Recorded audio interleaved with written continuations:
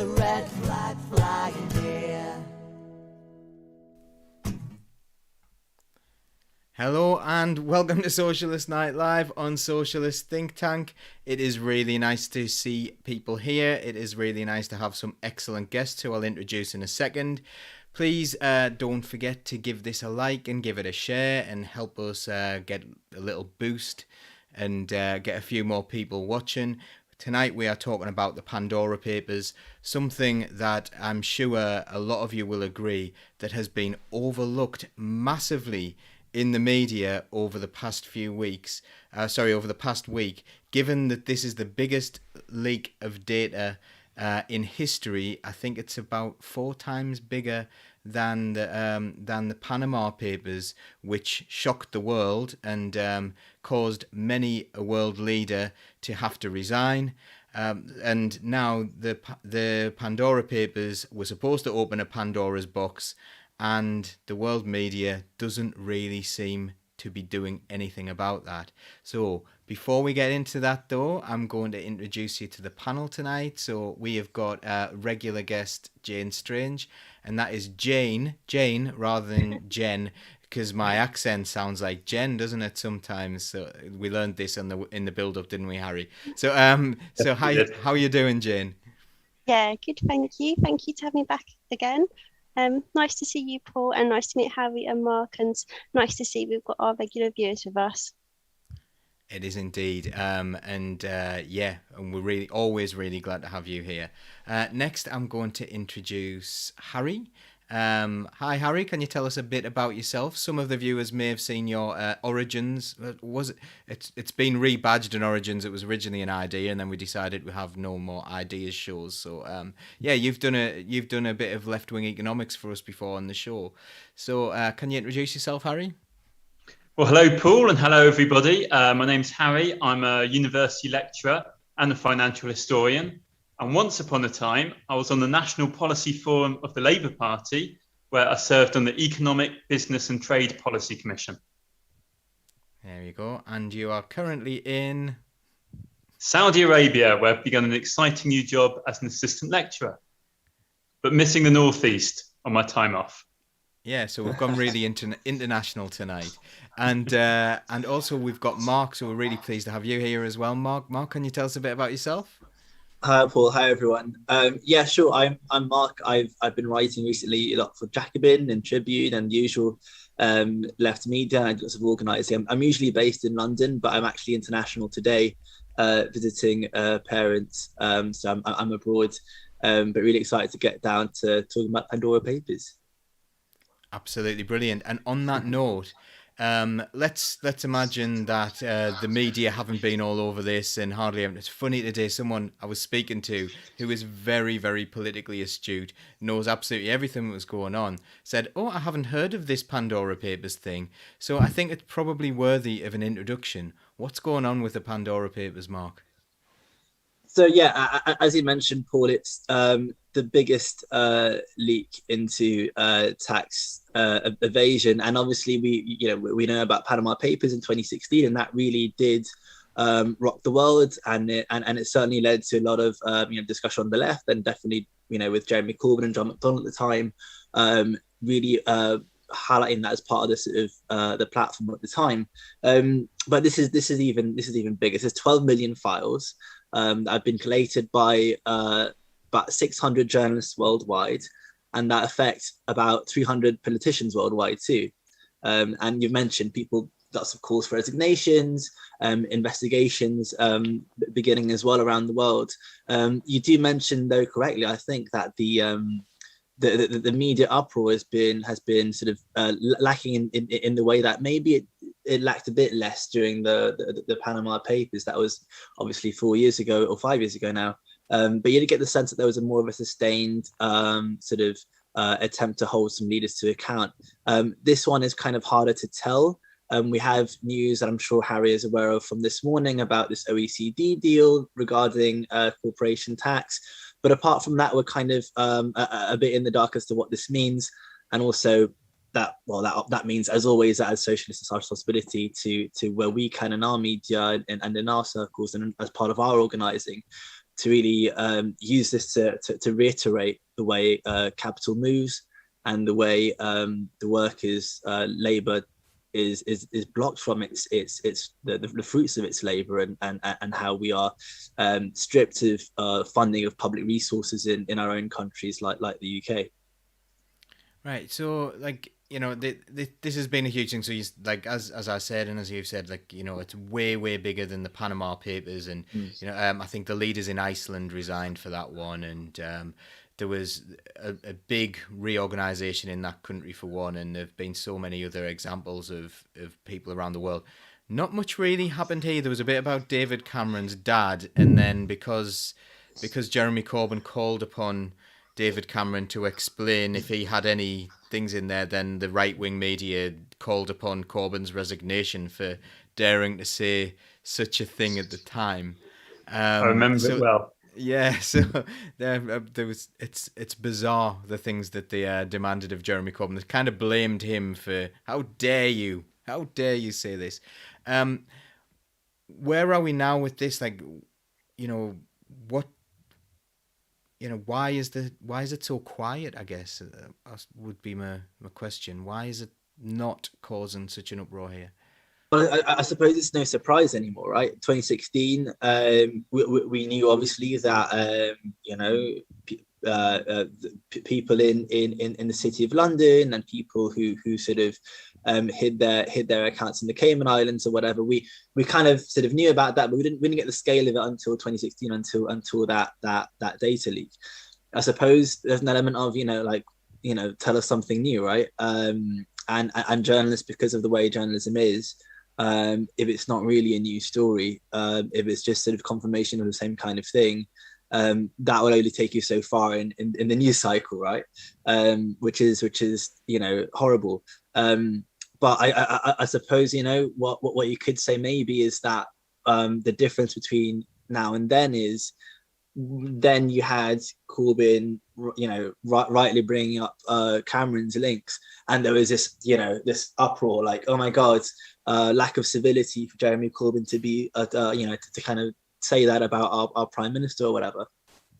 I'm hoping now that because the Pandora's box is so open, that actually the days of civility are over, and actually we can sort of be a bit more frank about going after the people who are effectively avoiding tax and avoiding their responsibilities.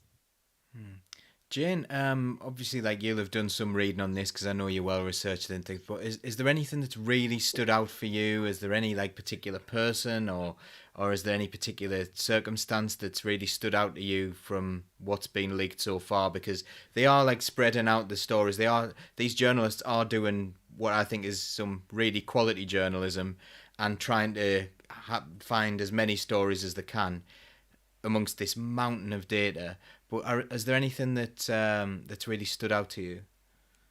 I think for me, it's been the extent of it. Actually, I've found really overwhelming and upsetting. I think Tim said in the comments he's only really heard about the story about the Blairs and what you were saying previously, years ago about Cameron's dad.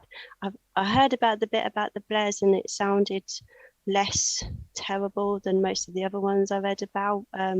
But they're the name I'm most familiar with. But I think the extent of it, I feel at the moment like the whole world is just very, very corrupt, and it feels a bit overwhelming. I'm not really sure how fixable it is, but I think I'll bounce back from that. But right now, it just feels too big and out of control. Harry, we're going to come to the economic side of it yet, but from your point of view, is there anything that's a really big story in there? Something is there anything shocking, or was this all something that you think actually we all know about this and that's why it's not such a big story? Well, there's several things, as you say, Paul, and everyone else. So firstly, as has been mentioned, this follows other big leaks, the Panama Papers, the Paradise Papers. So what we've really got to understand is what we're seeing is what's normal in how the ultra-rich live.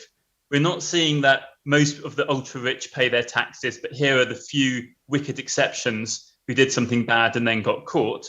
What we're discovering is what's normal in how they live. They don't believe that the national laws of anywhere they live, work, or make money applies to them. They believe they can shop around the world, and that goes for political leaders as much as it goes for business leaders. So that raises the question of why is this not being reported on? And I think, as Mark has said, one of the angles is, well, what's new? If you've got your wits about you, you sort of assumed that this is how things worked. And I know we're supposed to log on and say, this is shocking. It's so awful. I had no idea it was this bad. But I think probably the people who follow Socialist think tank always assumed this was how it worked. And now we're just discovering the details. One of the problems with the reporting is that in the UK, we have this attitude that it's not polite to talk about money at the dinner table.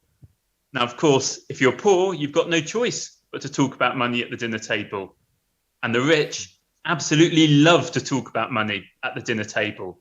But there's this middle class attitude that you shouldn't. And that's a bit too pervasive, and it sweeps through into the media. It'd be rude to talk about Tony Blair and Cherie Blair and to embarrass them. And I noticed that the BBC began its section on Tony and Cherie Blair by saying that there's no evidence that they tried to hide the extent of their wealth. So we have to thank the BBC for clearing things like that up for those of us who were worried. So what have we learned from the papers? Well, first of all, I think it's notable that many of the people they mention are the leaders of poorer countries. And we often wonder, why are some countries poor and some countries rich? And it's quite revealing that no matter how much wealth is made in countries such as Kenya and Jordan, a huge amount of it is taken out and put outside. So the money doesn't stay where it's made. So that's an important insight, first of all.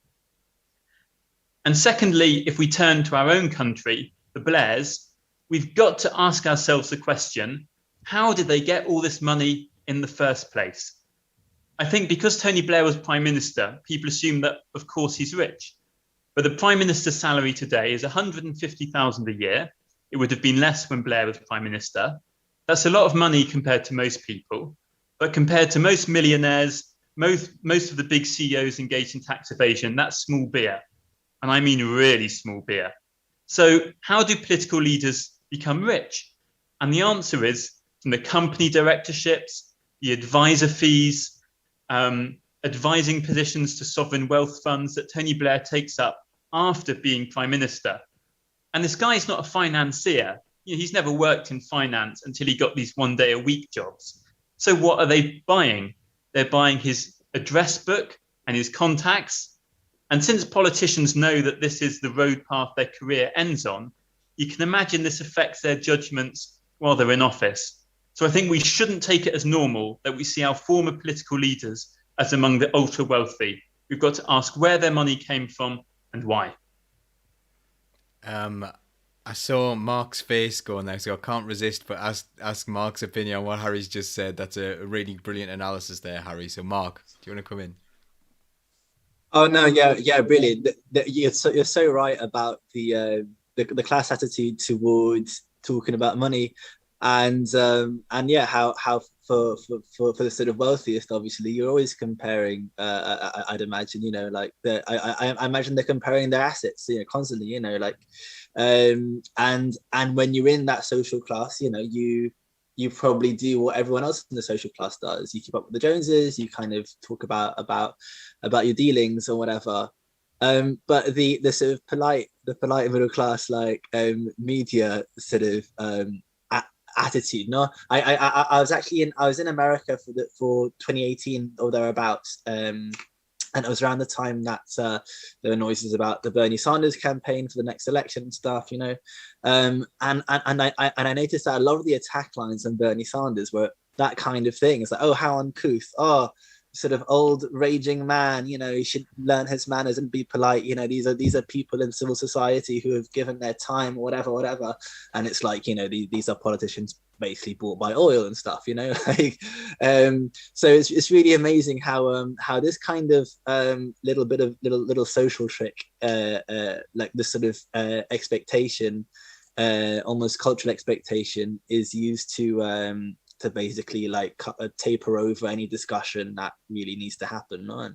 And it's quite interesting. It's one of those ways where not necessarily like materially, but like culturally, we kind of keep our classes quite delineated, no?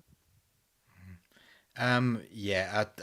Thanks for that, Mark. And I think there is a cultural aspect to this. It seems to be that the culture of our listeners and our viewers at the moment is to talk about Tony Blair. So we're going to go a little bit down the road of Tony Blair. Very relevant to me. I live in Sedgefield. I'm chair of Sedgefield Labour Party.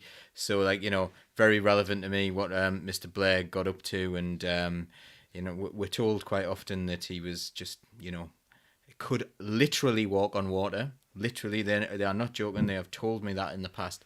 But... right, so how did Blair do what he did? And Harry, you mentioned as well that there's no suggestion that he was trying to hide his money in an offshore wealth fund designed to hide money. So what could it be that he was trying to do? I guess, is there anything anyone on the panel could think of that he was doing this for? Like, didn't he claim that that it was the only way that he was allowed to buy it because the buyers would only accept a buyer from an offshore wealth fund? Was that right? Is that what he came up with? Well, this does put the finger on the problem that, as we know, a lot of we're discovering is not illegal. We're discovering things that are legal. So instead of buying a property, Tony Blair, or rather his wife, bought a company that owns the property. So the tax status is different, and the property didn't change hands. The property was owned by the company beforehand, and it was owned by the company afterwards. Now, you could just about imagine that sort of a law makes sense in different contexts. If companies are buying each other out in the open market, then you might say, well, we don't want to double tax. That's the argument. You don't want to double tax capital gains. But I think this shows the fact that we've got to update our tax system. Perhaps we can have different tax laws for purchases above a certain threshold. But I repeat the fact that the significant question that is never asked in the media is, how is it that Tony Blair is so wealthy in the first place? And I think this assumption that a former prime minister is as wealthy as that, it's intuitive to a lot of ordinary people. They think, yes, you were the most important man in the country. Of course you became rich from your prime minister's salary. Your prime minister's salary was nothing next to the amount of money that Tony Blair's rolling around. So where did the money come from? We need to ask that before we ask what he does with it. So Neil Terry has said, did he not get his money from performance-related pay for being the UN envoy for peace in the Middle East? I think that may have been a bit tongue-in-cheek, that one. It isn't going particularly well, is it, in the Middle East? But yeah, I think that's a tongue-in-cheek one from Neil. So, right, let's get into this then. What is going on? Because from my understanding, this is something to do with a company can have the rights of a person. Is that right? But then they can also exist in any state. So unlike a person, they can exist in any state. They don't have to get a passport to live in another country. These, a company can just choose which state's laws it chooses to obey. Is that what's going on? Am I right in thinking that? Mark, you're nodding along there. Yeah, definitely, Paul. Yeah, so essentially, I mean, and Harry, feel free to jump in. You can trade. Your company can trade its services and can perform its services in let's say in the UK, but it can base its headquarters and therefore come under the jurisdiction of a completely different country, so if you're talking about the Cayman Islands, for example, you can have a business that relates to whatever service. No, I mean, it could even be like the private health service, for example, as we've seen throughout the corruption in the pandemic. But you can base your company's headquarters and the assets offshore in the Cayman Islands, and therefore what you do is you avoid the tax rates and all the sort of associated taxes and duties, etc., from the UK, and you just kind of move on to the jurisdiction of the Cayman Islands.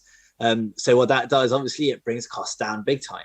But I suppose it's another one that is a great excuse for austerity, right? Because if we're not bringing in revenue, right, if these companies aren't bringing money to the exchequer, then we've got to tighten our belts, etc. And so we've seen that kind of discourse happen for over a decade now. I'm not sure if Harry's got anything to add to that as the financial eagle.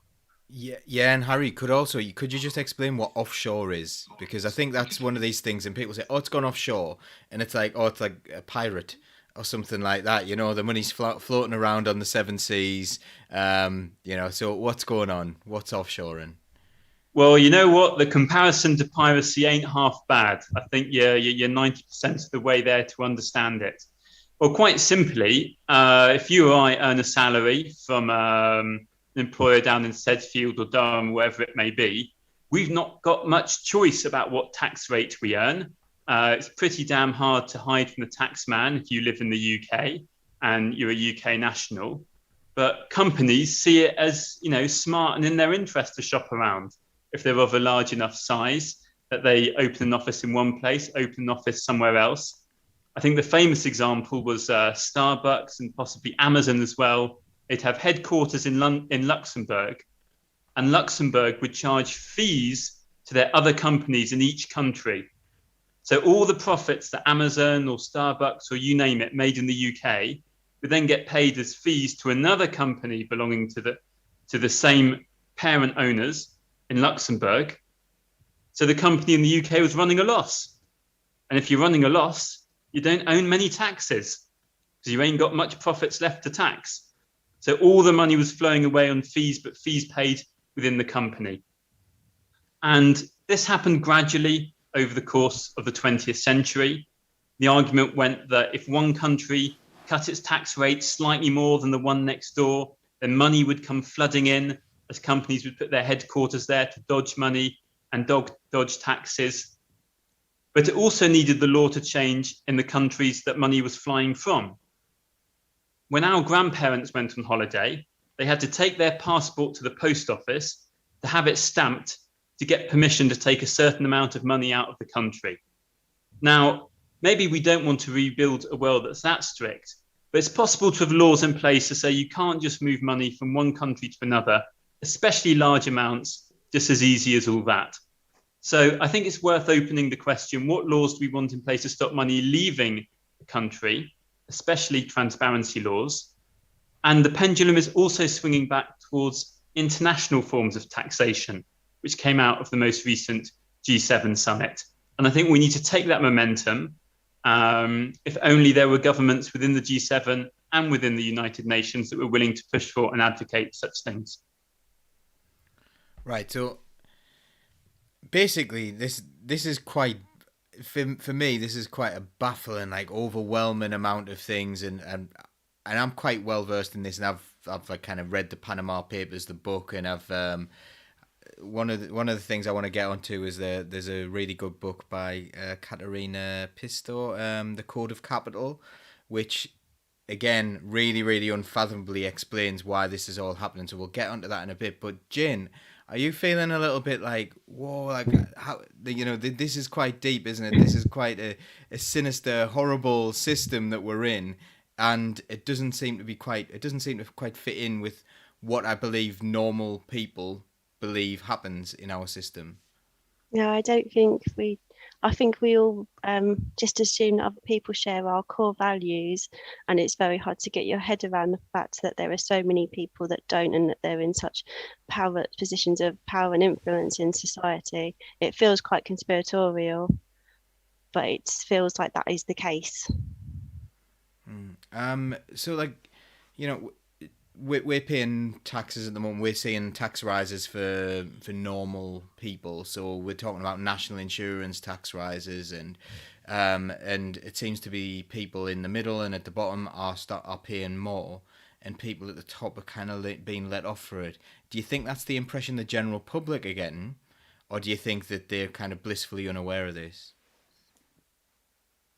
I think they're unaware. It's really frustrating when you hear Boris Johnson going on about a low tax economy. He's not talking about us. He was never talking about us. There won't be low taxes for us. We will be paying more and more of the time to subsidise the people at the top, not paying anything at all. And Harry? Yeah, I think people are aware, but it's almost because there's no political voice pushing back against it, it's been normalized. So we were talking about the US earlier, and when Trump got rumbled for his tax doings, he said, well, of course I cheated my taxes. Everyone does it. You'd be stupid not to. And although it's sort of an outrageous thing to say, there's a certain logic to it. And I think a lot of people thought, yeah, fair enough. Now, Jeremy Corbyn and John McDonnell pushed back against a lot of these things when they were leaders of the Labour Party. And I agree with a lot of what they said around tax. However, if there's one criticism that I'd make of them that I think many people on the left would make of them, is that they were slightly too nice. And I think politics these days, we live in a time of crisis, health crisis, economic crisis, you name it. And people aren't voting for politicians who are nice and consensual. They're voting for people with a bit of flair, but who also explain to them why things aren't going so well. And we're told all the time that if we put up taxes, these rich people will run away and take the money with them. And I think people would find it refreshing to hear someone hit back against that, say, we're not scared of you, we will stand up to you, we can stop it, and if you leave the country, go. We don't need you. And I think that's a really powerful message that the left needs to rediscover, that we're not just saying we'll be better managers of the economy, we're building a different economy where we don't need these vultures and their wealth. We'll build a different type of wealth, and that the wealth comes from workers. This was once fundamental from the left, and lots of us believe it, but it's seeped out of our political vocabulary, and I think we need to rediscover it. I think there's a lot of agreement there on the chat. That Mark Lungley has said the working class pay taxes, the middle class pay accountants, and the upper class pay politicians. Now, speaking of paying politicians, Mark, we've seen quite a few of the people who were involved in this seem to have been given money to members of the current cabinet of the UK government. So there's a lot of Tory donors in there, many of them Russian oligarchs. So what's going on there? What's going on with these people, and what's going on with these donations? And should we be angry about that? Look, we definitely should, right? And I think it's well documented, the donors in the Tory party, to the extent that some of them even get knighted, which is absurd, or in the House of Lords, which is also absurd. And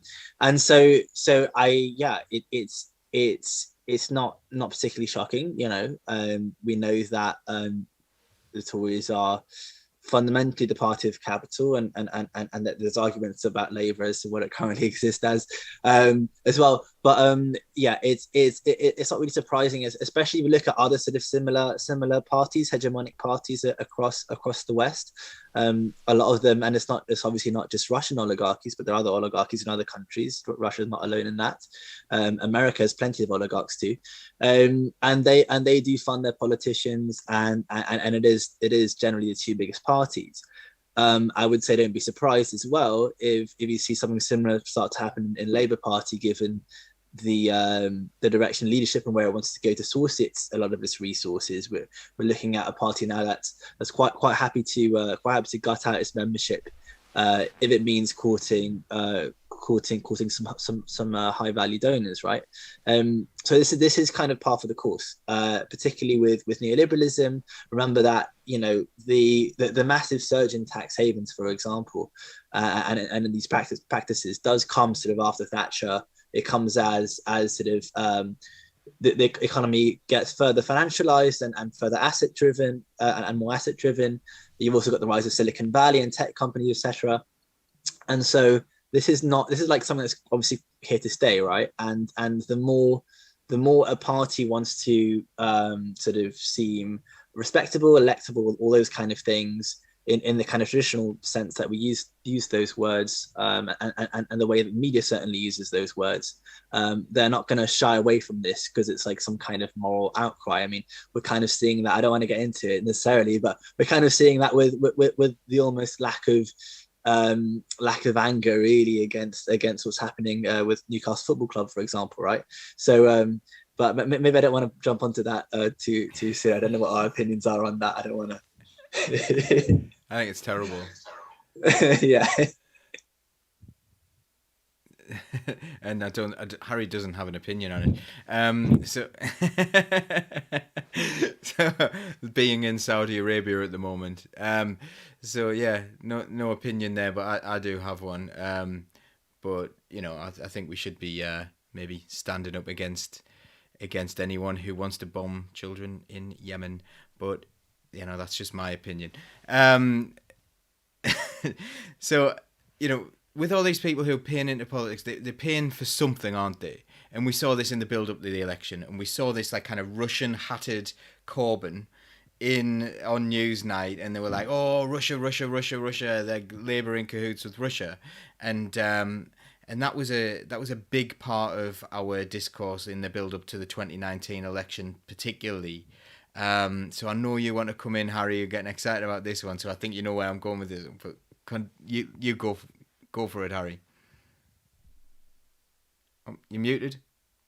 I'm aware I'm talking a lot, so feel free to use Chair's right to shut me up whenever you want. But I think it's worth asking in the first place, what is a political party? And why is it so difficult to get elected if you're not a member of the Labour or the Conservative parties in the UK? Can people hear me? Your face is frozen, Paul. Yes, we can hear you. Great. So a political party, above all, is a bank account, and standing for election is expensive. So if you've got a party, you've got access to someone who will spend money to get you elected. And if you're not in the Labour Party or the Conservative Party, then you're out of money. So that's why political parties have always represented the interests of the people who give them money. If you live in a capitalist system, capitalists will pay for certain political views. Otherwise, it's very hard to run a political party with no money. The only way to push back against that, which has been the left-wing model of politics for a century, is to find a way of pooling lots of very small donations so you can compete financially with the party of big donors. And you can do that either with trade union subs or with direct membership subscriptions. Now, in the 1990s, Tony Blair in the Labour Party made an analysis that union power was going down, that capacity to pool small donations was going down, and the Labour Party would have to transform itself into a party of big donors to rival the Conservative Party. And got to credit the guy, he managed it. Tony Blair's a good example of a successful politician on his own terms. Now with Corbyn, the pendulum swung way back the other way. All the big donors turned and ran. Small members flocked in their thousands to donate small amounts of money, and it worked. The Labour Party became financially viable for the first time in my adult life. And now what's happened? The members have turned and ran, and Keir Starmer is explicitly and consciously trying to court large donors again. It's not getting much coverage because people don't see the links, but the articles are there in the Financial Times, they're there in the BBC, of dedicated meetings with old big Labour Party donors trying to woo them back. And it buys policy and it influences policy, and the left needs a party that's powered by small donations and the interests of the many, not the few. Following on from what Harry's saying there, Jane, some people think that rather than just being socialism that was scaring the life out of everyone in the country, because a lot of people would have said Labour's manifesto wasn't actually that radical. You know, it was pretty left of centre, almost social democratic in 2017, 2019. It wasn't as radical as some might have wanted. Some people were saying that what people were really scared of was what Harry described there. A political party that isn't answerable to the very, very rich, and that infuriated the very rich media. Is that an analysis that you think could be true? That sounds very plausible, doesn't it? That makes so much sense, I think. But that was what Corbyn said, wasn't it? It's not him they were scared of, it was us. Yeah, exactly. And aren't we scary? Yeah. No, yeah, exactly. And this is something that has been repeated effectively across parts of the West that had similar movements, no? So in Spain we had Podemos, that was obviously again a small donor led party, and I'm already mentioned Sanders. These parties had to be quashed, had to be completely legitimized, if they were to sort of stymie their progress, and it happened. We got all sorts of attacks constantly, for the model of politics that we were pursuing. So that does present some challenges, and as we see lots of people leaving the party now in the UK, the Labour Party, and questioning kind of like where do we put our sort of energy, our resources, etc. The resources that we have are very few compared to the wealthiest, obviously. All we really have is our energy. Then that is sort of very, very concerning, and you don't want to accept that the sort of the media and the ruling class won, because it does seem that after that sort of sort of Corbyn period, a lot of us are feeling quite defeated, and kind of thinking, well, if we do it again, we'll just get the same old stuff. And so now I suppose a lot of my time is going to thinking of like, how do we fix that? How do we bring people back together? And I was glad to see Paul and Laura at TWT the other week, which is an example of kind of people coming together again and trying to sort of reignite the left. But my main concern above the actual sort of tax evasion and what it means for society is actually the left as well. Like, what does it mean that we can't break through a media that is going to sort of attack us, and a ruling class that is going to sort of use all its resources to attack us, if we try and act as we mean to go on, if we try and build that sort of grassroots party that we need to eventually seize the state and kind of create the society they want to see. It's really interesting that you're saying that, and from my point of view, I think, and I'd be really interested to hear everyone's opinions on this. I think this kind of thing speaks to a lot of people. So I'm not one of these people that I think that sometimes people speak to people who are just like them, but I do different things. I'm a teacher, and I go to different places where I'll speak to people with totally different opinions. And the sort of thing that really winds them up, that really infuriates them, are things like this massive like wealth problem, the problem of rich people getting everything, rich people gaining massive wealth through the pandemic, rich people always coming out on top. And we're going to talk about how that always happens in the tax system and so on in a little bit of time. But before we go on to that, I'd be really interested to know if you think this should be something that the left completely focuses on all the time. Something like the Pandora Papers should be something that the left are saying, this exposes the entire system, and keep referring back to it, much in the way that like sort of UKIP created an entire movement out of a fringe issue by keeping on talking about the EU. They talked about it so much that it became a really pivotal issue, whereas you've got this huge issue that is actually one of the problems in society now, and people aren't really talking about it enough. We've got so many different issues that we've got on the left that we can concentrate on, but should this be the one that we're talking to the public about most? Should this, that kind of corrupt, horrible system, is that the catalyst we've got to change people's ideas about what being left-wing means? I mean, I'd say yeah, Paul, yeah, because it fundamentally shows the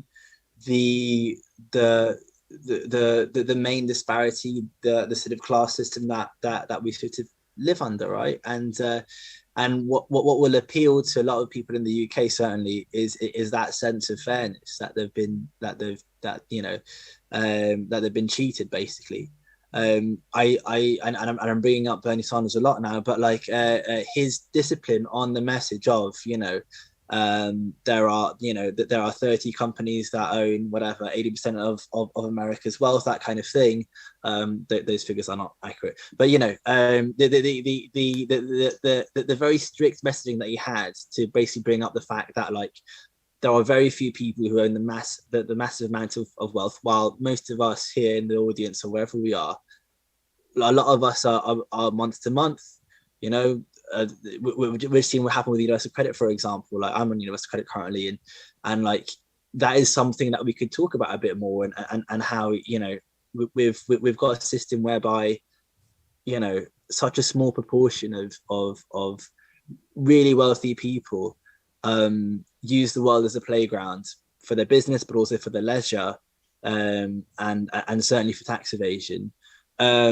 Yeah, we are stuck in our sort of paycheck to paycheck lifestyles, and so that kind of I feel like it's a very uniting message, certainly across like the working class and the sort of middle class, and I think that's kind of a popular sort of appeal that could definitely work. I mean, it would take someone who and a campaign is very disciplined, like the Sanders one was, but I think it does get to the crux of our class system very well. So I kind of agree with that, Paul. I've had an interesting comment in from Carl. He's saying that Pandora Papers don't expose the system. What's been exposed is stuff that's mostly fixed within the constraints of capitalism. Forget these leaks, they're a red herring, Harry. Oh, you're muted. My apologies. My discipline was good at the beginning of the meeting, but I'm lapsing into bad habits. I think there's a lot of merit to what Carl says, that there's things we know from these leaks and there's things we don't know. So the things we do know are obviously the saucy details that have been splashed all over the news about certain individuals. What we don't know is how the journalists got their hands on these particular documents, and it's not all from one source. So it's been compiled, and calling it the Pandora Papers, that's marketing. And even saying it's the biggest stove yet, that's also marketing. Trove yet, that's also marketing. It's like the biggest in terms of the number of pages and the amount of megabytes, not necessarily the amount of money or what it reveals. And if you look at the geographical spread of the people concerned, okay, we see the president of the Ukraine, we see the King of Jordan, we see the president or prime minister of Kenya, Kenyatta. We don't see anyone from the United States, or literally a number of people I can count on my one hand. And the richest people on earth are from the United States and live in the United States. Ditto Britain. So there's a question about where the information has come from, how it's been edited, how it's been curated, and whether there's some wider balancing of accounts going on. So we've seen that Biden's been coordinating a higher global tax rate through the G7. Could this be like a warning shot saying, look, we can throw Kenya and Jordan in hot water? Is someone else getting a warning that we can do it to you too? But we're not seeing a panoramic 360 degrees view of everything going on. There's people on the left, it doesn't matter because we know it's going on. So the only question is, how do we act on what we know? That's really interesting. I've recently read a book. What was it called? Dear me. I will remember it. I'll remember shortly. But they were suggesting that the US system that they set up to look into the tax affairs of other countries, but it actually protected their own citizens when they were hiding their wealth. So I'll have to do that. But yeah. Again, Panorama did a fantastic documentary this summer about tax evasion in London, and it also points at Russian oligarchs and also points about how that money went to the Conservative Party. And I don't want to do a xenophobic bashing on Russians, but it is quite striking given supposed Russian links to Corbyn's Labour. But in that documentary, a specialist said in every instance of money laundering that he studies, a London company is involved. Every instance. And as someone who doesn't consider myself naive in these questions, I was amazed at how absolute that phrase was. So is this a really big London thing? Is this a London issue? And I'd also like to bring in land banking as well. Where does that fit in with land banking? Because that was an issue. Remember the garden tax, and they were talking about the Labour manifesto was talking about how they were going to deal with land banking through a land value tax. So is that linked in with this as well? Is this why so many people are purchasing properties in London? You know, is this linked to the fact that the property value in London is so high and they can make a lot of money out of it by buying a tower block? You know, I don't know who wants to answer that one. Mark, do you want to come in? Well, just quickly on the City of London that Harry mentioned. You know, this is effectively, you know, like a borough inside of London. It's from like Bank to the Tower and stuff, and Aldgate, etc.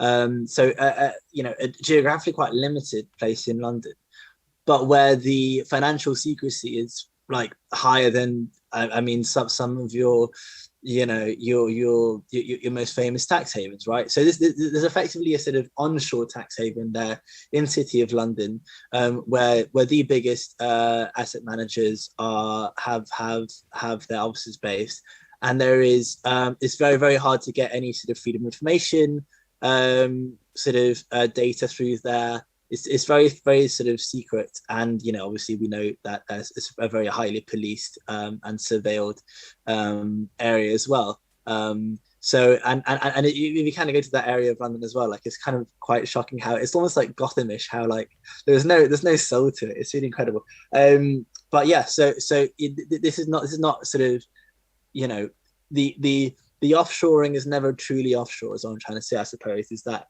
it always comes home.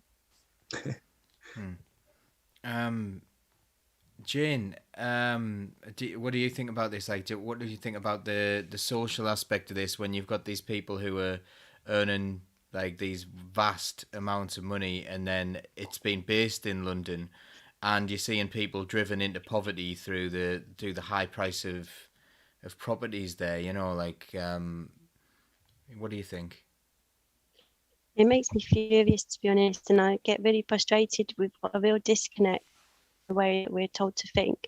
We're constantly told to completely disconnect the very obvious consequences of people's actions from what they're doing, and just look at the act itself. We're looking at, oh, they've put money offshore, and you need to go right down into the detail of that, of the consequences when it's related to land banking. They're driving up the prices so that people can't afford to have a home, so that people's lives are being destroyed.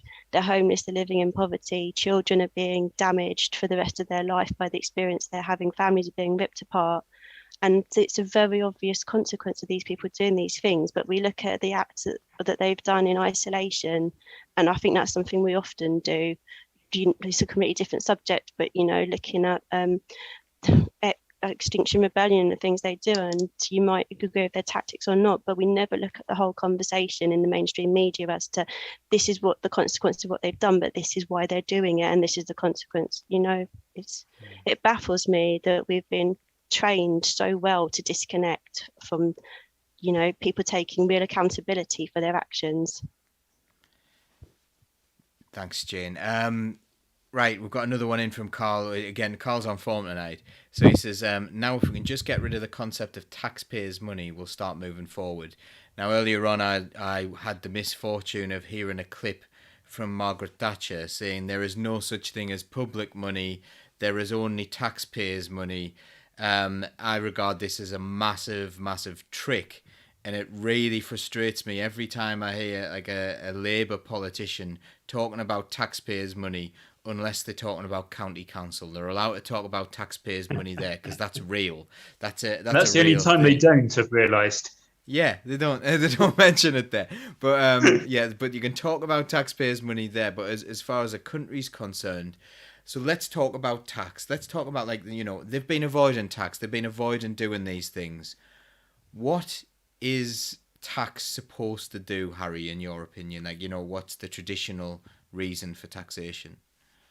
Well, as you say, Paul, there's this idea that money is just like lumps of gold and silver, and there's a set amount of it. So if the government comes and tax it, they're taking the money away from you, and now the government has it. If they spend it, the government loses it. So there's a fixed amount of money, and someone's either got it or they don't. But in reality, no one's using gold and silver as money anymore. Some of us use coins and notes for a tiny amount of transactions, but most money is numbers on a screen. And that also comes from somewhere.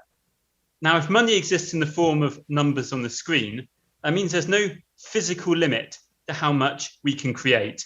The government can create money through the central bank, and commercial banks can create money as well through the act of lending. And I can go into that in more detail if you want me to. Now, people who are called modern monetary theory take the strong view that therefore there's no problem. You can print as much money as you like, create as much money as you like. I don't quite go that far. I think there's still trade-offs, but I'm glad that the modern monetary theory people focus our mind on some of the policy options out there rather than moving beyond this idea of taxpayers' money, where does the money come from? As you said, Paul, the original purpose of taxation was not to raise money. The original purpose of taxation was to promote a particular vision about society, about where wealth should be. And we should ask a political question. Does money correspond to effort? And we've discussed this the last time I was on the show. You look at how much money the billionaires have, how much they make in a day. If someone earns double what I do, I can just about say, yeah, I slouch a bit in the afternoons. Maybe they work twice as hard as I do. When they make tens of hundreds of thousands more than I do in a day, and probably more than that, there just aren't enough hours in a day to work that much harder. So we've got to say that the movement of money in the economy does not correspond to effort and does not correspond to having deserved it. And that's a message the left needs to rediscover. So tax is about promoting a vision of the fair distribution of wealth, which is the same thing as a distribution of power in the society we live in. And finally, a little addendum, taxation can also control inflation. Because whenever you talk about any policy under the sun on the left, let's end homelessness, let's end starvation, let's build better schools, let's give people healthcare free at the point of use, right? When it comes along and says, oh, but if you end homelessness and poverty and starvation, you might cause inflation. Well, there's two ways to stop inflation. One is to make sure you print less money, and the other one's to take some of the money back after you've spent it. Don't take it from any old person, take it from the rich. That's what I say. Yeah, Mark, do you want to come in? I love Harry's camera work there. It really brought me. it really brought me to the scene. Yeah, I just wanted to add that yeah, like we're talking about value essentially, aren't we? With that, like how much is one earning? And can we really say that's anything useful to say that, you know, if you work so much, you know, you should earn about that much, you know. But obviously, capitalism has evolved from being, you know, between labor and capital, between, you know, me working and my boss taking the capital off the production, to basically what is now this kind of asset-driven economy, right? So Adrian Buller from Commonwealth recently released a report. I think, yeah, like start of September or something, so not very long ago. And it was researching how basically the tagline was that in the UK now, over 50% of wealth is sort of asset management wealth, and it's not like wealth that is created traditionally in terms of, you know, sort of business owner and they've got their workforce, etc. Right? And the same is the case in the US, and you imagine it's going to replicate across capitalism, right? So it isn't even that we can talk about value and work in that way, because it's you know, the sort of upper echelon of the economy, the sort of social class that is the ruling class, the bourgeoisie, no longer really needs companies or workforces. It's got assets, and when it's got assets and it's got the freedom to move those assets as they do with sort of income and therefore like their taxation, well then it means that it makes no sense even to talk about value in that kind of way, right? We've got all these sort of changes in capitalism over time that we not even us on the left really understand, like how capitalism is so mobile and flexible, and has moved from like a dependency necessarily on like labor and fully on exploiting labor, but now is like a mostly asset driven affair. Jayne, how far removed is that from like how you think people perceive what the system is? Because we've had this like Thatcherite idea and the Reaganite model of, you know, well, we're like a household economy and we're like a big house, and then you borrow some money on a credit card, but you've got to pay it back because it's a credit card. That somehow actually the whole thing falls down there, because where's the credit card from? But anyway, who you're borrowing from? Yourself. Okay, right, all right, okay. But like, how far removed is that from the way people believe the economy is, do you think? I think people really do think, they do believe the narrative about, you know, the country's economy being run like a household economy, and it's repeated by a lot of politicians, it's repeated by a lot of Labour politicians, and I think they genuinely think that's the case.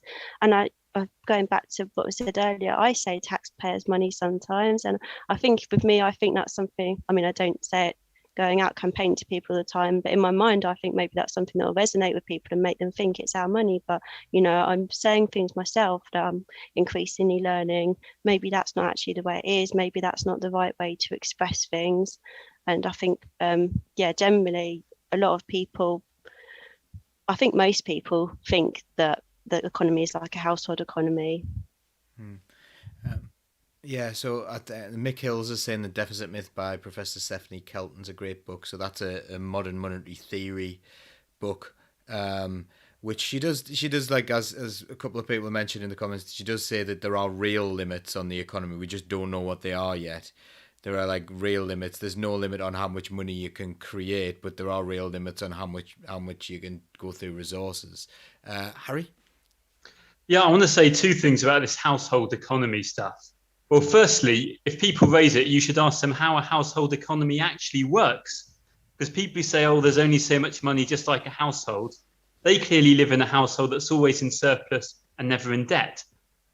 These damned middle classes again. But most households are in debt. Most households in the UK and the US are in debt. And even to buy the damn house, none of us buy that in a down payment. We take out a mortgage. Ditto, to buy the car, we take out a loan. So it's sort of taken as a given that you go into debt for some things, for certain things, for the right things, and this is the normal way for a household to function. So I think it's even simplified if we were to apply it to a household economy.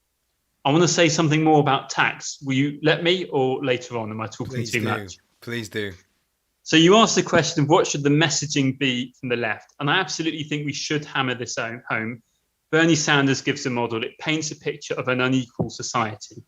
But we shouldn't just talk about it in terms of income disparity. It really is the difference of power between two different types of people. The people who already own stuff and just want to see that stuff get worth more and more money, the asset-owning class, as our comrade put it so well, and the people who, if they stopped getting their salaries and wages, really would be in trouble. I think we need to rediscover the language that the billionaires don't do anything. They're parasites.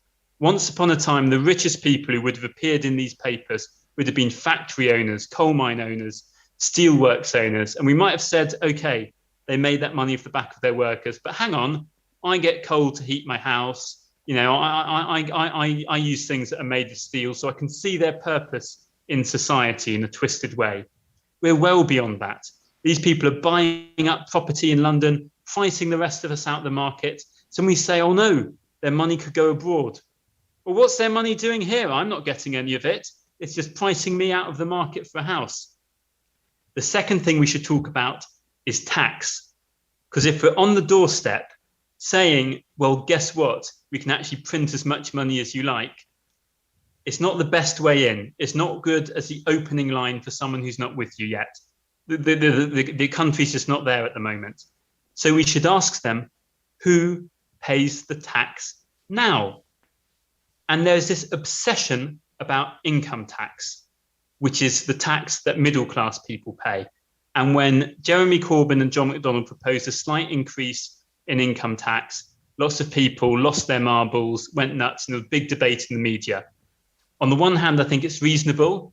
On the other hand, we've got to be lucid about the fact it wouldn't raise all that much money, and it's not going after the really, really rich.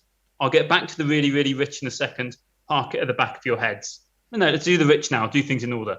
The really rich, we discovered, don't pay their taxes. We discovered that yet again in these papers.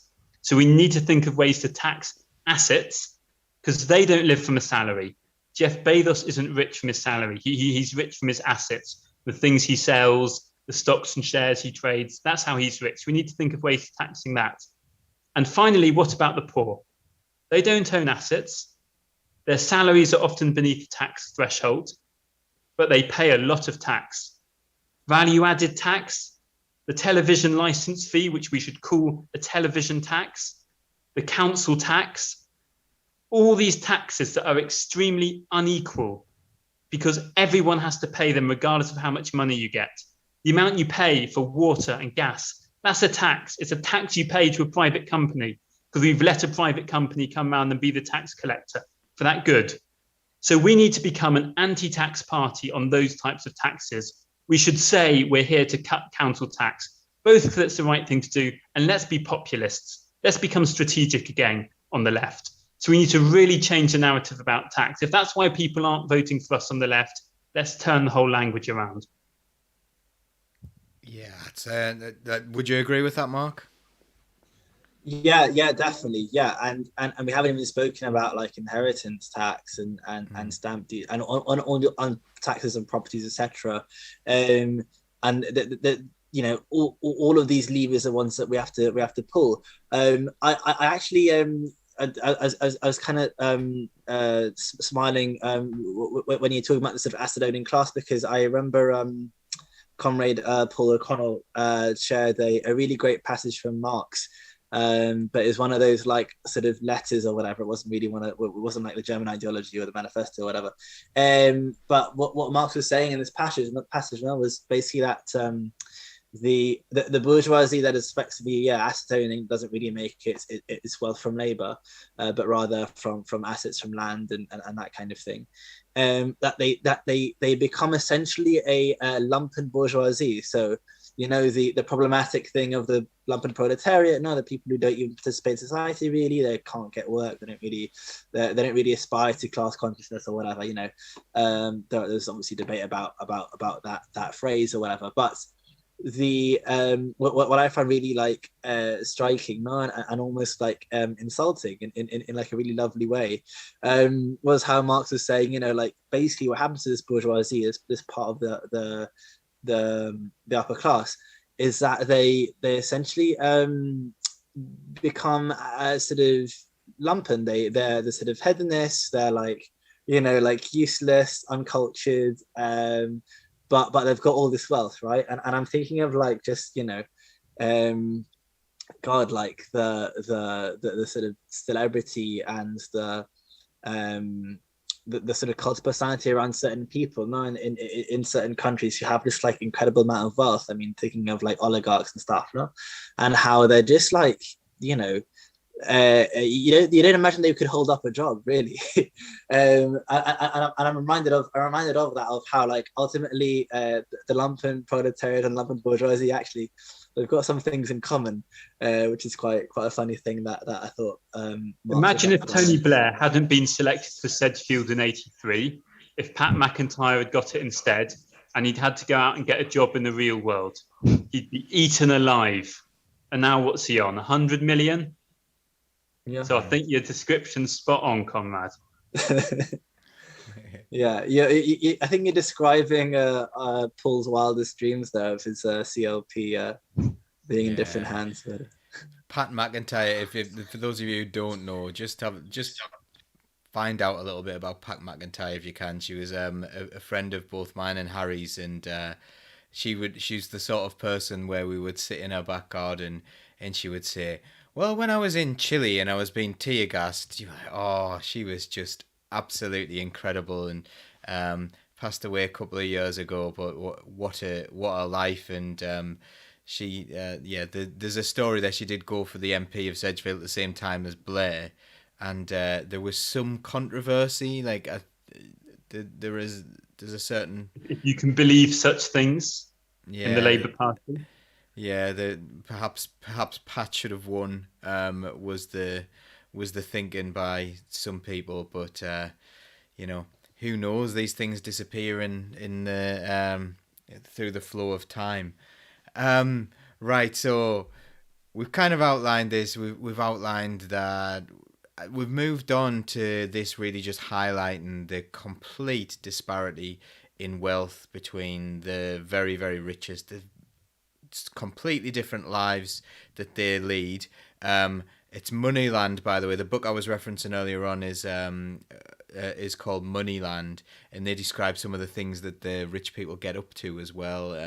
The awful, debauched things that they do, the way they live their lives, and the sort of things they spend the money on, as well as the way they get the money. And but we've also got people like, as Harry was saying there, we've got people who are hedging against economies and things like that. So money in itself can beget money, and you can actually bet against something working, and you can bet on someone's misery. And I know Jacob Rees-Mogg's dad was well into this, wasn't he? He was well into hedging against things, and this is what happened in the world financial crash in 2008.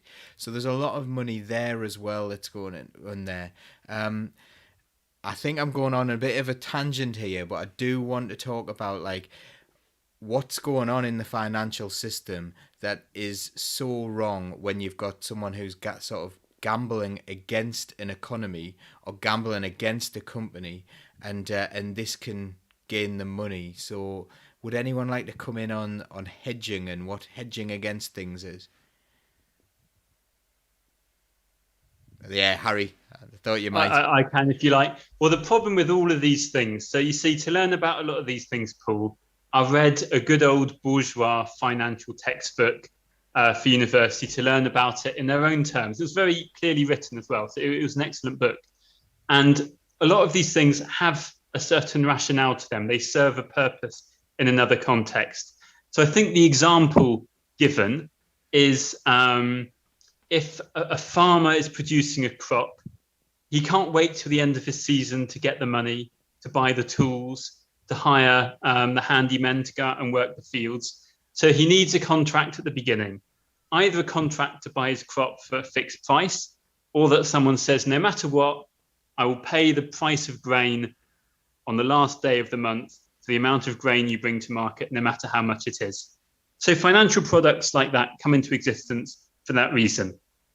But then the farmer's taking a risk as well. What if the price drops too much? So maybe he'll take out an insurance against that as well, saying if the price falls too much, I'll get some money back. And so you've got to imagine the farmer and the financiers, and people are wanting to balance their risks and rewards. So it's a safety mechanism for the farmer. It's like an insurance mechanism for someone who knows they've got to sell something, but they're worried the price might fall. Or someone who's committed to buying something, but they're worried the price might rise too high. But if you can do it as an insurance mechanism, you can also do it to make a lot of money. So if you come along and say, farmer, no matter what, you have to sell me your produce in 6 months' time, you're going to gleefully hope that the price will be as low as possible so you can buy those goods as cheap as possible. And the farmer's got no choice, because he paid to give you that option, and he did it so he could be sure to find a market for his grain. So that's the issue with a lot of these financial products, is there's a certain logic to them at the beginning, but then very quickly you could see how it's used for speculation rather than investment. I think the best solutions are sometimes simple. There's what's called the Tobin tax or the Robin Hood tax, where you do a small tax on each financial transaction, and it would bring in money, but it would also just slow down the system, cool things a bit. That, if you're moving money, it's because you're really trying to invest and make some money back from productive activity, not to quickly make it jump around from place to place to get as much money back as you possibly can. But then also we do need to be technical. These guys can be technical, so we should be as well. So perhaps have a different tax regime for transactions over a certain amount of money, for example. Regulating cross-border financial flows is very important. regulating how certain types of products are taxed against, are speculated against, especially national currencies, and so on and so forth. Okay, so we've got a bit of a solution then, a bit of an idea. Right, okay, so earlier on, before we started, I was going to say that I wasn't going to play devil's advocate, and I might. I couldn't make up my mind whether or not to do it because I didn't know whether I would throw up by playing devil's advocate.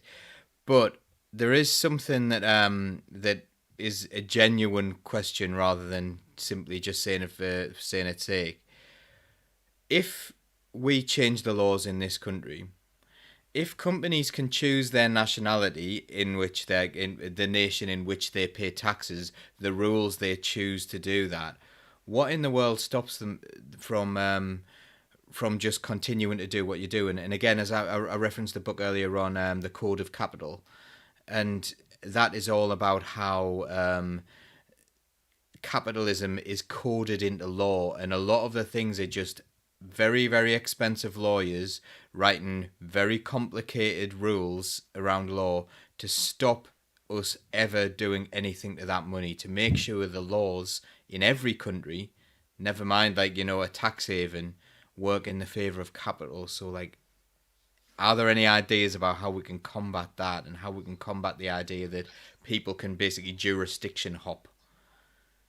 Well, so I don't know if you read the news this morning about the OECD deal on corporate tax that will set the lowest bar of, or rather lowest rate of corporate tax rather to be 15%. So that is basically a result of sort of years of negotiations where over 130 countries have signed up to this, obviously led in large part by the US and also the EU. To basically, you know, try and sort of curb tax evasion, right? Try and avoid this race to the bottom that, and you know, benefits really no one apart from like the wealthiest of the wealthy. It doesn't really benefit like a lot of these states even.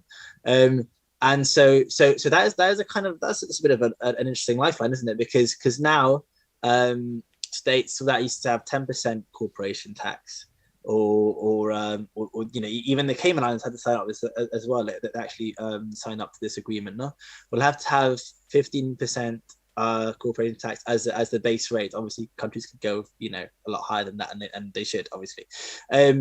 But so that is something that's quite interesting. Is that the like an international collection of states, and capitalist, they're very, very capitalist states, obviously, are realizing that actually the race at the bottom doesn't really serve them, or at least not as much as it used to, and it's time to clamp down, right? So with that kind of context now, like the argument of flight, of capital flight, of that, you know, if you there's a certain level to which, like, if you raise tax to that level, they're going to go. That argument holds probably less water now, given that we're having a bit of an overhaul of the international tax system or corporate tax system. Is this something you hold out hope for as well, Harry? Do you think this will work? Yeah, I think there's different answers to that, and it's a good question. And I take my steer from people who know me well, know that my political hero is Jean-Luc Mélenchon, who's standing for president next year in France, and I hope and believe he'll win. But he's been asked this question many times, as you'd imagine.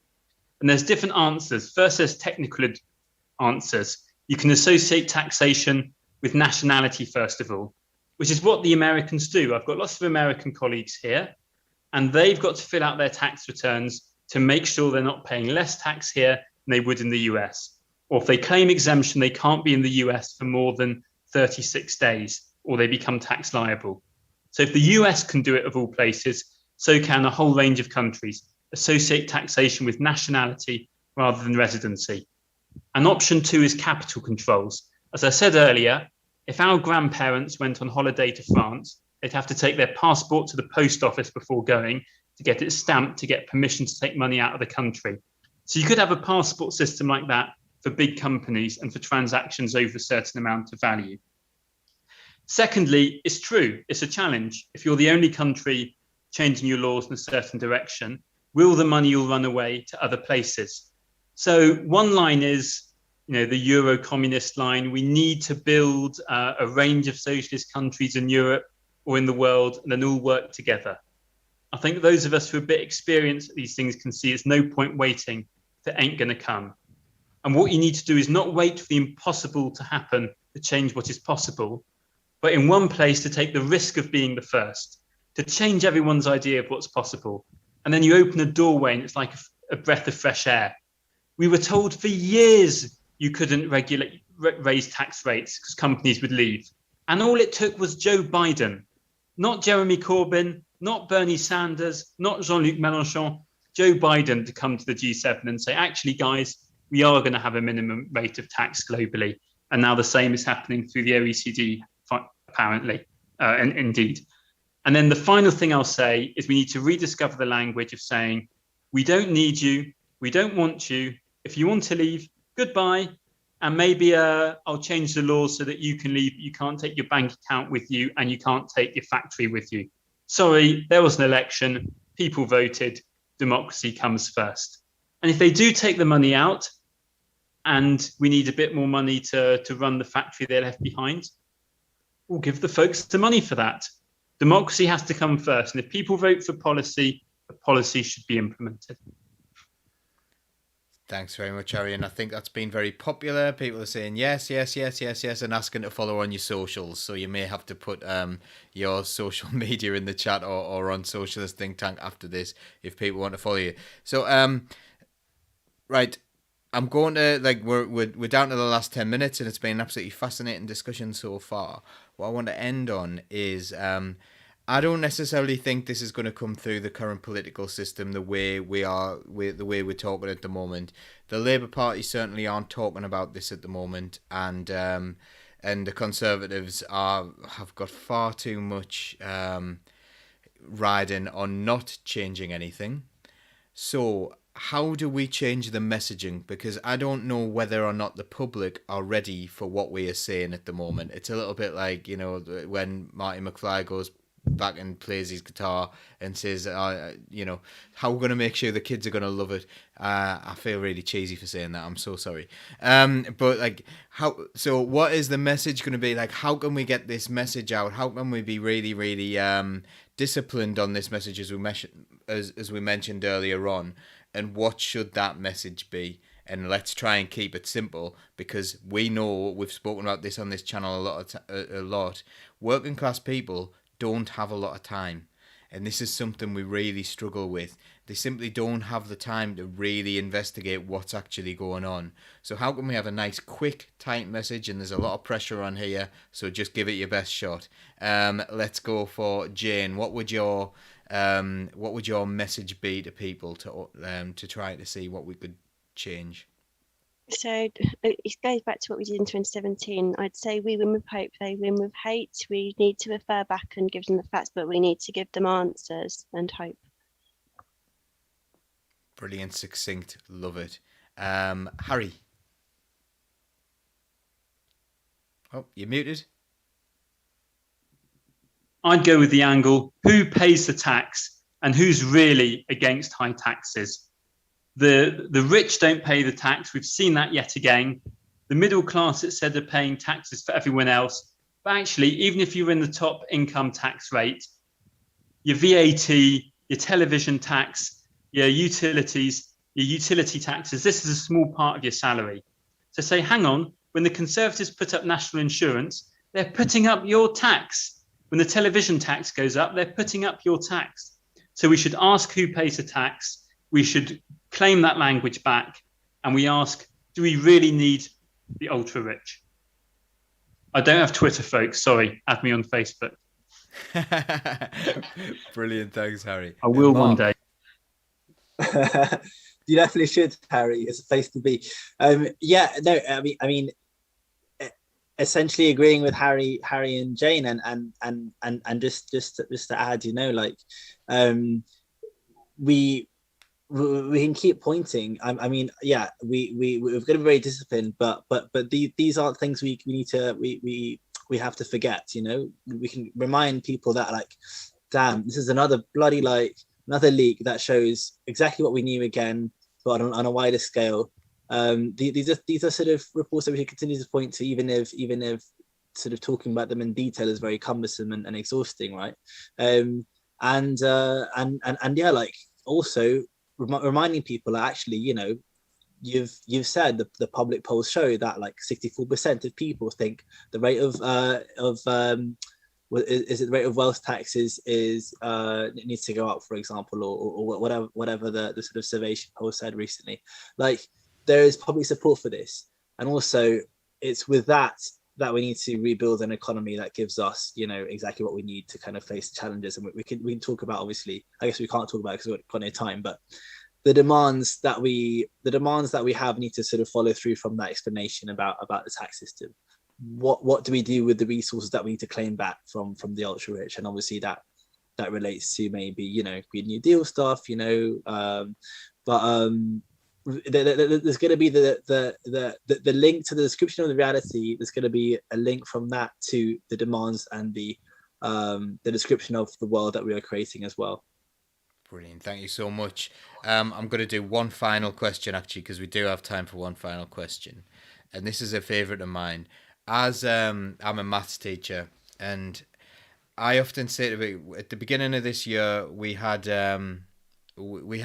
this question. It was just really stupid. Like, they were doing a password that was like, break my password or something. And it said, it's going to take like so many years to do it. And it was like, I don't know, it was something like quintillion million years, like quintillion years or something like that, this stupid amount. And they asked me, oh, maths teacher, how much is that number? And I was like, well, it's a stupid amount.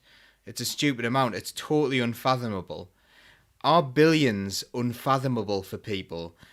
Is a billion a big million for people? And do we need to educate people on how massive this amount of money is, and how inhuman it is to hoard that much wealth? Is that something that we need to be doing as well?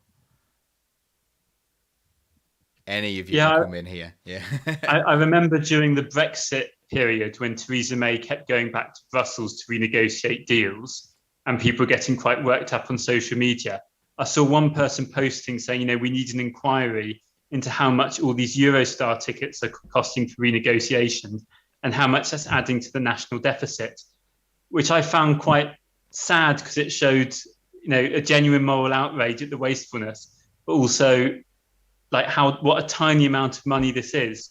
And most of us, including me, who work trying to understand finance and economy, in a casual conversation, I can't really distinguish between million and billion in my head. I just hear big number after a certain point. And the way to do it is visualizing. I remember years back when Obama was doing reducing the national debt and stuff, and people visualized it by a pile of 1 cent coins, and each 1 cent was like a filthy amount of money. And then they picked one up and chopped it into 3 parts and got rid of one part of it and said, that's how much, the national debt's gone down by. So visualizations like that are really key. It's an opportunity for artwork. And the artists out there, I know we have many on the left, and we underutilize you for messaging, how to visualize wealth and the obscenity of it.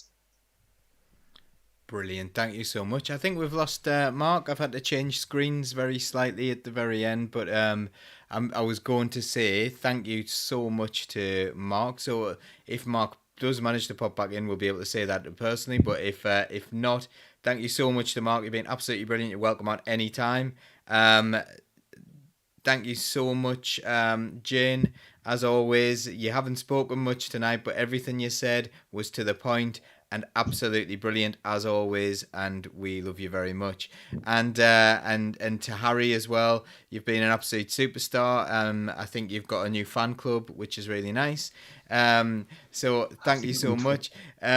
You can become a member of Socialist Think Tank if you want to get involved in these discussions, if you want to talk about how we change the conversation on why massive wealth is going unchallenged in our media. You can come and help us. You can come and do something on policy. You can talk to us about all the things that you care about. We can work together on different campaigns.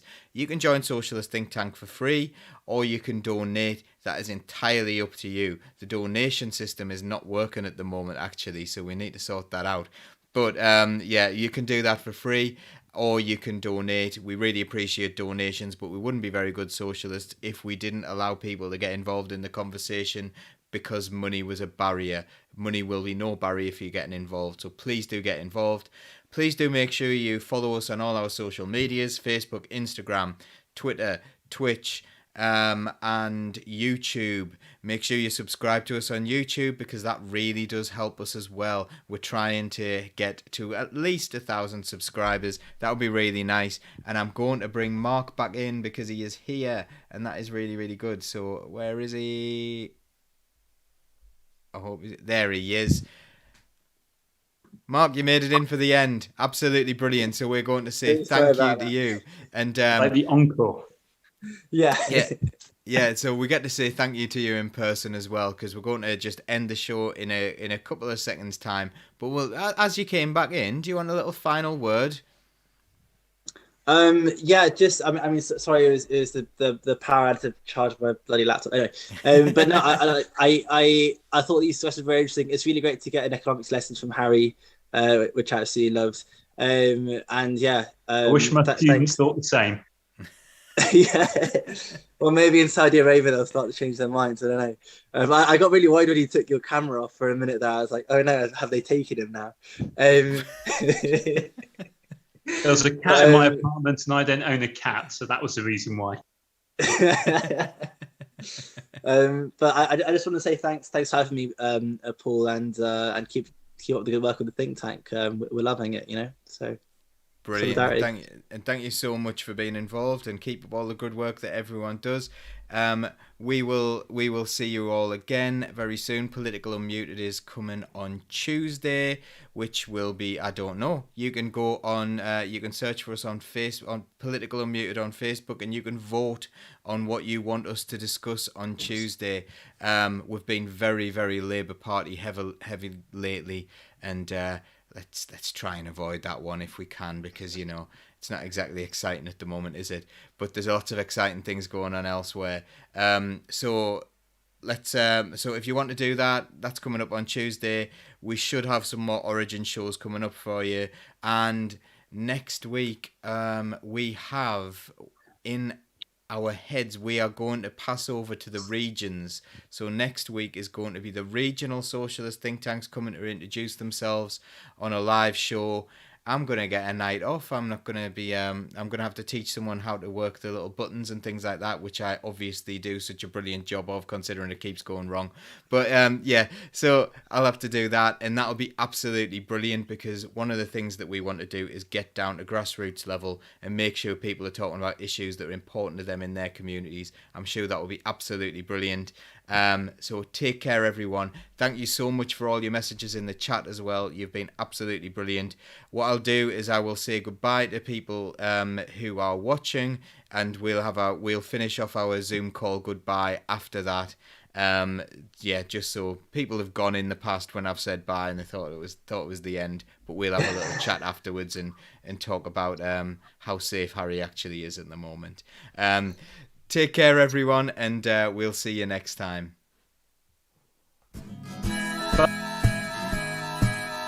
Keep the red flag flying here.